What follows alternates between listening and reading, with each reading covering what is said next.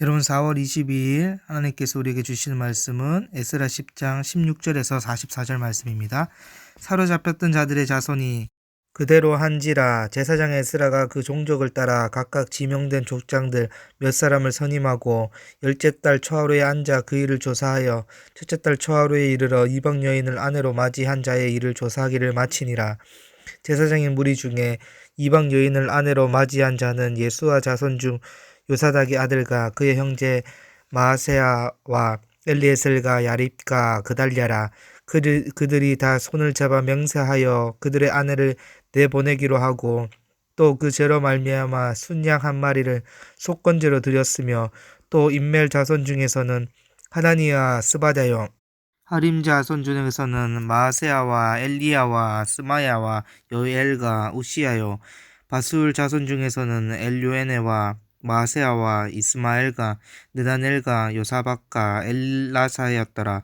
레위 사람 중에서는 요사박과 시므이와 글라야라 하는 글리디아와 부다히야와 유다와 엘리에셀이었더라. 노래하는 자 중에서는 엘리야십이요 문지기 중에서는 살룸과 델렘과 우리였더라.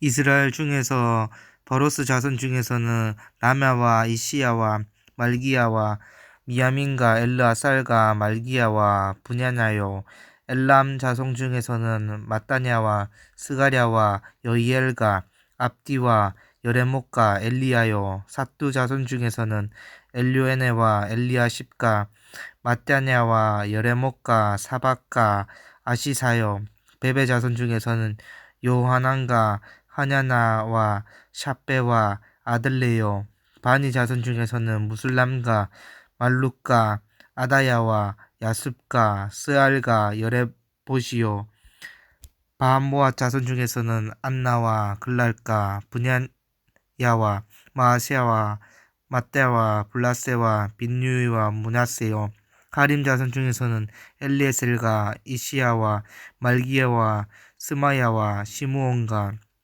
베냐민과 말룩과 스마랴요 하숨 자손 중에서는 마뜨네와 마따다와 사박과 엘리벨렉과 여레메와 문하세와 시므이요 바니 자손 중에서는 마아데와 아무람과 우엘과 분야야와 베드야와 글루히야 야냐와 무레목과 엘라십과 마따냐와 마뜨네와 야하수와 바니와 비누이와 시므이와 셸레마와 나단과 아다야와 막나드메와 사세와 사레와 아사렛과 셸레마와 스마랴와 살룸과 아마랴와 요셉이요 누보 자손 중에서는 여이엘과 마띠디야와 샤박과 스비네와 이또와 요엘과 분야야더라. 이상은 모두 이방 여인을 아내로 맞이한지라. 그 중에는 자녀를 낳은 여인도 있었더라. 아멘. 여러분, 하나님께서 제일 싫어하는 것이 있다면 죄를 짓는 것입니다. 하나님께서 죄인을 위해 자신의 하나밖에 없는 아들 예수님을 내어주신 것을 생각해 볼 때 다시 죄된 삶을 살아간다는 것은 어쩌면 예수님을 2번 십자가에 못 박는 행위일 수도 있습니다. 그러나 죄의 본성은 마치 우리와 떨어질 수 없는 살처럼 붙어져 있습니다. 그래서 사도 바울은 매일 실존에서 자라나는 죄의 본성을 보며 오라 나는 공고한 자로다 라고 고백하기도 했습니다. 그러나 죄를 잘라내고 끊어내면 그리스도의 은혜가 더욱 넘침을 고백할 수밖에 없습니다. 이처럼 죄는 마치 우리 몸에 붙어있는 살을 칼로 도려내는 일입니다. 여러분, 커터칼이 살짝만 우리의 살을 베고 지나가도 우리는 아픔과 고통을 느낍니다. 이처럼 죄를 도려내면 아픔과 고통이 있습니다.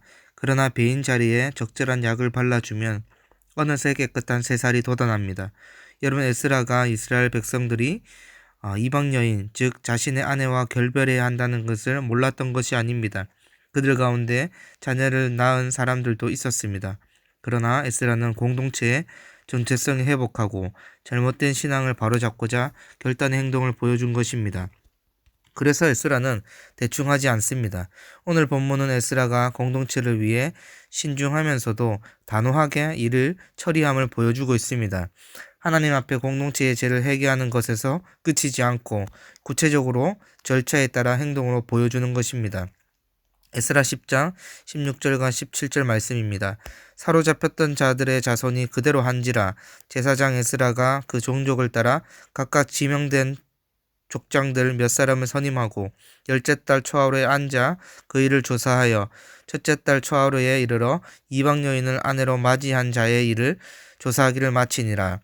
여러분, 앞서 우리는 기한한 자들이 에스라의 말씀에 따라 이방 여인과의 통혼을 금지하고 결발하기로 결단하였고 그대로 행동했음을 보았습니다.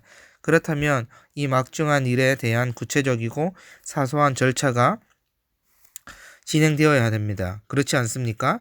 우리가 입술로 하나님께 이제 온수처럼 여겼던 남편을 아내를 사랑하겠습니다라고 고백했다고 합시다. 그런데 구체적인 실천이 없다면 입술의 고백은 하나님과 본인밖에 못 느낄 것입니다. 그러나 실제로 사소하고 구체적인 행동으로 평소보다 말을 더 이쁘게 한다거나 기념일을 잘 챙긴다거나 매일 힘내라고 응원의 메시지를 보낸다고 한다면 행동을 전달받은 남편과 아내는 내가 사랑받는다는 사실을 느낄 수 있을 것입니다. 그래서 지금 에스라가 어떻게 하고 있습니까? 각 종족에서 지도자 몇 사람을 세워서 이방 여인과 결혼한 이스라엘 사람들을 조사하도록 하였습니다. 여러분, 이 일은 10월 1일에 시작해서 다음해 1월 1일 날 마쳐지게 되었습니다.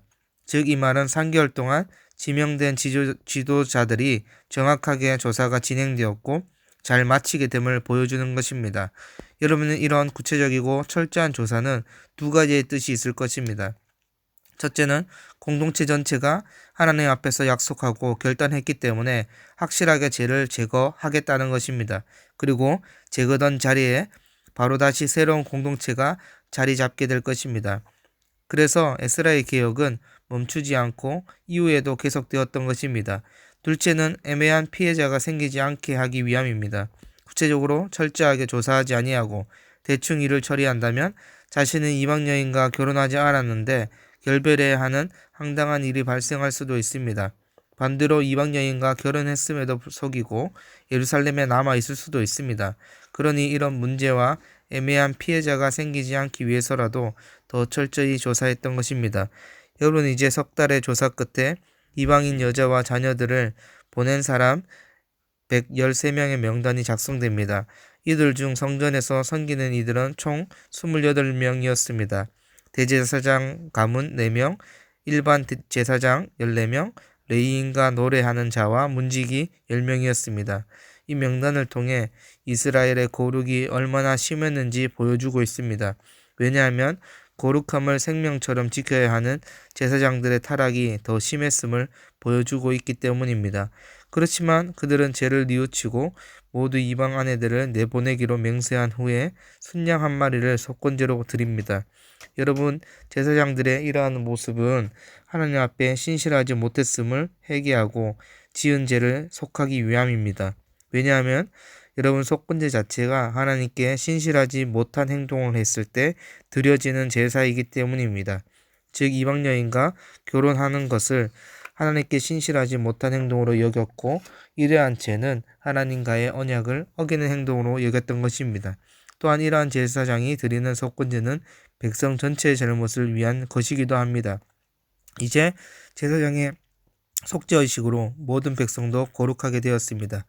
이처럼 성전에서 가장 거룩해야 할 제사장과 성전 봉사자들의 죄와 타락이 있었지만 다시 하나님께 돌이키며 지은 죄를 속하기 위해 하나님 앞에 예배를 드렸습니다. 그리고 제사장과 성전 봉사자들 이후의 명단은 일반 백성들 가운데 이방 여인을 아내로 맞이한 사람의 명단입니다. 백성들은 총 86명의 이름이 나옵니다. 여러분, 생각해보면 직분과 가문이 다른 사람들의 이름이 열거되어져 있습니다. 즉 이 말은 곧 이방인과의 통혼 문제가 귀한 공동체에 얼마나 깊숙한 악영향을 미쳤는지를 여실히 보여주는 것입니다. 실제로 귀한 공동체가 이방 여인들과 결혼한 이유 중에 하나는 경제적인 이유가 컸습니다. 그 땅에 살고 있던 이방인들이 귀한 민보다 더 부유한 삶을 누리고 있었기 때문입니다. 여러분, 따라서 생각해보면 에스라의 회개운동이 진행되어지지 않고 개혁이 멈춰졌다면 이스라엘 공동체가 어떻게 되었을까요? 아마도 기한 공동체는 이방 문화를 그대로 추종하고 이방신을 섬기는 부정한 공동체로 변질될 가능성이 높을 것입니다. 그래서 여러분, 한 사람의 눈물의 기도, 애통의 기도, 사명의 순종은 영향력이 대단한 것입니다. 또한 에스라의 통회하고 자복하는 모습을 보고 하나님 앞에 돌이키며 제된 삶을 끊어내는 귀한 공동체의 순종도 정말 대단하다고 할 수 있습니다. 여러분, 오늘 이방인과 결혼한 사람의 명단은 불명예스러운 명단일지 모르지만 이들 모두 하나님 앞에 죄를 자복하고 참된 회개를 했기 때문에 명예를 회복한 명단이기도 합니다. 여러분, 생각해보면 어떤 이유에서든 가족들과 헤어진다는 것은 고통스러운 일이고 가슴 아픈 일임에는 틀림이 없습니다. 그러나 시대적 상황 속에서 죄를 돌이키지 않으면 귀한 공동체는 하나님과의 언약을 잃어버린 채 정체성과 거룩성을 모두 잃어버릴 것이 너무나 당연했습니다. 에스라와 제사장과 성전 봉사자와 백성들은 공동체의 정체성을 회복하고 잘못된 신앙을 바로잡고자 자신의 살을 도려낸 것입니다. 그러나 우리가 죄로 돌이킨 후를 돌아보면 더 심한 아픔과 고통이 있는 것이 아니라 또렷한 하나님의 자녀로서의 정체성이 있고 더 큰 평안과 은혜가 있습니다. 오늘 우리가 자복하고 회개할 수 있는 것은 불명예가 아닌 명예를 다시 회복하는 자리일 것입니다. 그래서 오늘도 하나님 앞에 구체적이고 철저하게 자신을 돌아보며 회개함으로 더 큰 평안과 넘치는 은혜를 경험하는 우리 모든 비전교회 성도들이 되기를 간절히 소망합니다. 하나님 아버지, 감사합니다. 단호한 결단과 속죄로 회복되는 하나님 백성임을 고백하게 도와주시고 우리가 단호하고 철저하고 구체적으로 죄를 자복할 때 하나님께서 주시는 평안과 넘치는 은혜를 경험하게 도와주시옵소서. 거룩하신 우리 주 예수 그리스도의 이름으로 기도드립니다. 아멘.